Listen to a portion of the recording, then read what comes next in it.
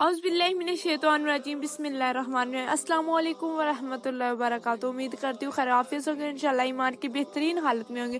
الحمدللہ یہ رمضان المبارک کا پاک مہینہ، اور اس مہینے میں اللہ تبارک و تعالیٰ نے ہمارے لیے بہت ہی پیاری کتاب جو کہ قرآن مجید ہم مسلمانوں پر نازل فرمایا، اور ہمارے پیارے نبی حضرت محمد صلی اللہ علیہ وسلم پر نازل فرمایا، اور وہ کتاب اسی مہینے میں شروع ہوئی نازل ہونا، اور اسی مہینے میں اس کا نزول ختم ہوا۔